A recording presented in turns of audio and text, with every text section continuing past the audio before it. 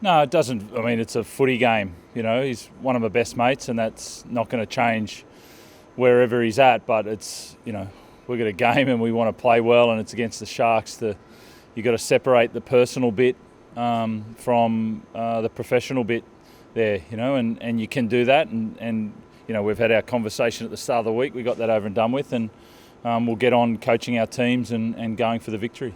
Without giving too much away, was it bad or was it serious, the last conversation you had? No. It's always a mix of both, So, as I said, we're good friends, so that's not going to change. But, really focused on that's a personal relationship now. It's no longer professional, and it's, my job's to coach the Roosters, and it's for performance tomorrow night. That's what we're here for. So, that got parked early on, and let's get ready to go and play the footy that we want to play. You spoke last week, just about, speaking back to Capsarado, you said that you mentioned that you saw something in Craig, you knew he was ready to be an NRL coach. What did you see?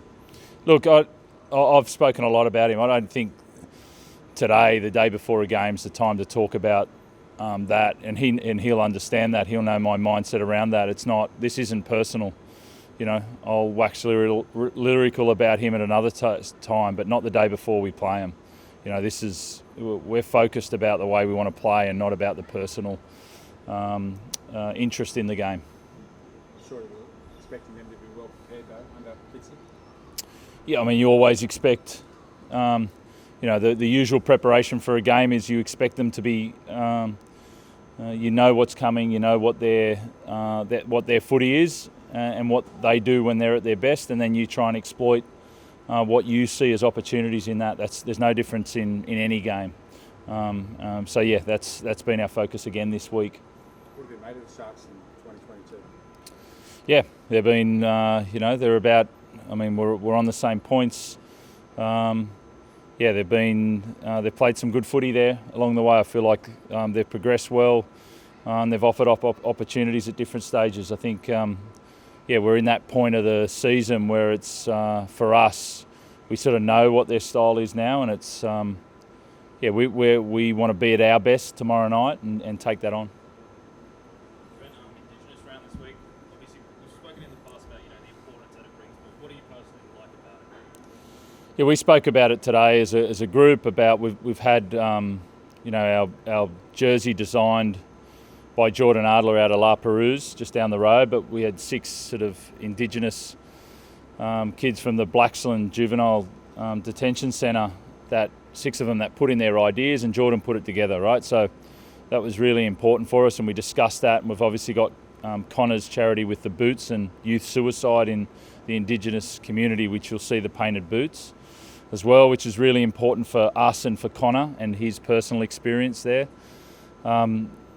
So that's all important. And then the overall feeling of Indigenous Round is 2 things for me. It's our celebration of the Indigenous impact on rugby league and what it's done to our competition and the love of our game, the way that we love watching the Indigenous and Torres Strait sort of Islander players play our game and the love that they have for it. And then it's also the reason we have to have it is because we're not there yet.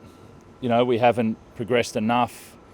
We've still got to work towards integrating and working towards a better place, a less racist country, and we're on a good path. We've been on it for 20 years, but we're still not there, and we need to acknowledge it and recognise it and move further towards it. And it's up to the players that are playing that generation to really continue to push it as well. So we need to do better as well.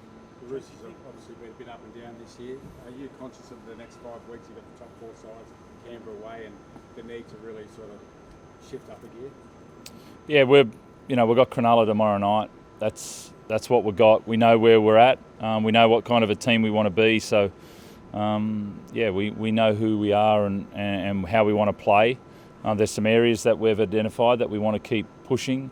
I'm really liking some of the plays, the way that we're playing the game, and then we need to add some finishing touches on tomorrow night.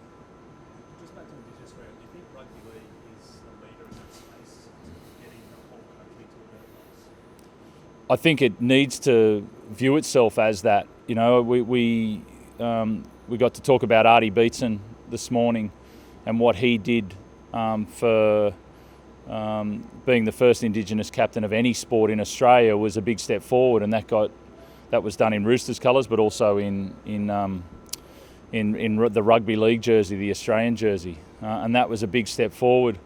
And usually sport has to push the limits. You know, usually we're less political than the political system, so we have to keep pushing forward, and there's great current players that are doing that. Obviously Connor with his foundation and the boots to really target an area, or whether it's the voice of Latrell and the pushing and the understanding of the pride that he has in his people and to stand and stand strong. You know, we've constantly got those players in our game, and we need to listen and lead the way.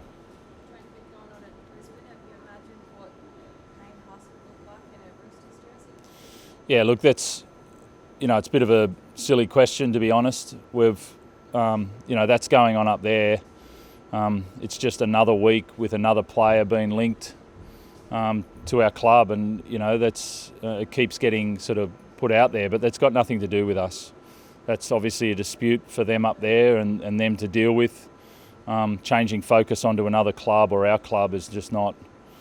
It doesn't need to be brought up because there's nothing to it. That's obviously what they're trying to do, and the dispute that they're having, which I don't know the details of, but you know, to bring it up, and it's just another week for us. Yeah, it's quite insignificant to what we're trying to do week to week. In terms of like a player of his calibre and his position, though, if he does leave the club per se, is he, like, in terms of being a coach, is, you know, you would look at him, I'm sure any coach would, if it fits in your team. I think I mentioned that it's got nothing to do with us, that's an internal thing. You know, the pie in the sky stuff is for you guys. You know, ours is the reality of who we've talked to and where our team's at. And we're really clear, you know, and there's been no discussions, no internal discussions, no external discussions. It's been really clear. So, you know, people can speculate, but we're not speculating indoors. Is the rumour that there's a speculation, is the talk, has it become frustrating? No, well, you can see it obviously. I mean, there's been one a week for the last 3 weeks, and none of them are true. So at some point you've got to say, you know, it doesn't. We've had it year on year. It's been for many years. There's constant speculation. But it's anybody can get a free ride on the back of talking about the Roosters or divert, you know, which probably happened in the last couple of weeks. But sometimes this doesn't really affect, Payne's situation doesn't really affect our players, you know, because they know it's not there, but there's been other ones that have been really distracting because it's just completely false that people want to make up stuff. But that's our world. People are interested. It'll fill a few columns. It'll fill the news possibly tonight, but it's untrue. So, but that's the world we live in. There is a front rower coming off the bench this week, Trent Robinson. Can you tell us a little about his rise? Because obviously he's played in the trials and then, you know, Yeah. Yeah, so Terrell sort of came on a 5-week contract through Norths, you know, to come and train with us for 5 weeks like we do for some players to get a view on him. And then he was really impressive, quite raw, worked really hard. And then he was the dominant forward in the reserve grade competition week after week for 10 weeks. And it's a classic case of a young player saying, you know, I'm going to play first grade. And eventually he picks himself, and that's what he did by his performances. So it was a real credit to him, and looking forward to getting him out there for a second game. How's it going to be this week? Obviously an extra special round for him.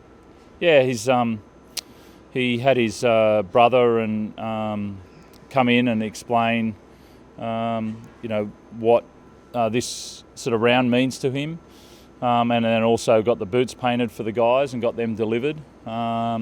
And just the significance behind that, and obviously gave us some statistics on youth suicide in the Indigenous population is, you know, extremely high. You know, it's multiple times the white population. So there's something that needs to be done greater than what's being done, and they're just they're trying to do their bit. So the boots will get auctioned off after the game, and saw obviously Teddy out there and Joey Manu and those guys wearing those boots. The beautiful art, and also for a beautiful cause.